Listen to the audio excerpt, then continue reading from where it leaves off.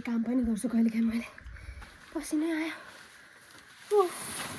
म जान लाग्छु मकै बोक्न मेरो डोको यत्रो ठुलो छ त्यही पनि म जान्छु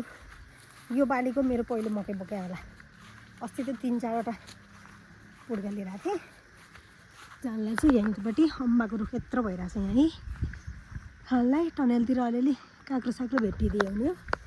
तर छैन होला म जान लाग्छु मकै बोकेर ल्याउँछु मम्मीले भाँचिसकेको थिइन् होला के गरिरहेँ मेरोमै त गएर ठुलेमाले भारी पुर्याइसकेछिन् कहाँ गयो नि त हाम्रो मम्मी डोकै होइन यही बोकेर हिँड्नु ल यहाँ सबैको मम्मी पार्वती कहाँ गइन् खोइ त मकै ल्याहा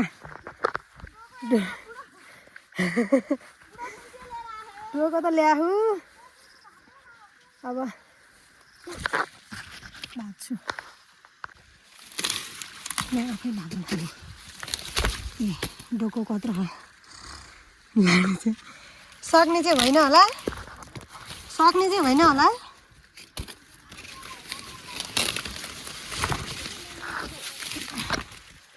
बलि यहाँ खाने नि कहीँ कहीँ त दुईवटा नि फलेर कहीँ कहीँ त दुईवटा नि फलेर यहाँ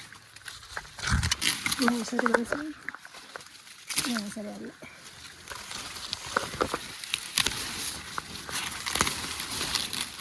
यसरी बस्ने यसरी हाल्ने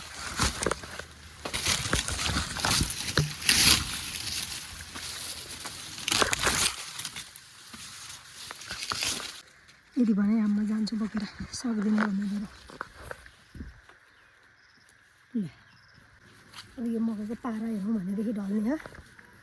यत्रो धेरै मकै लिएर आऊ डोको यत्रो ठुलो त्यो पनि मैले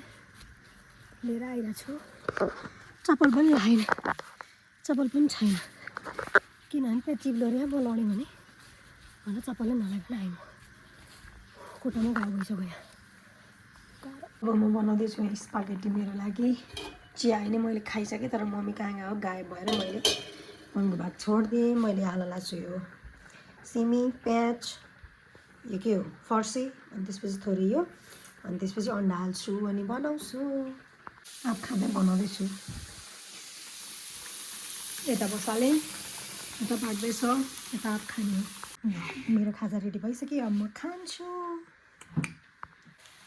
अब पकाउँदैछु म फर्सीको साग यो हो मम्मीको लागि यो पकाएर चाहिँ म खाएर जान्छु मेरो ड्युटी यति नै आजको लागि भिडियो बाई बाई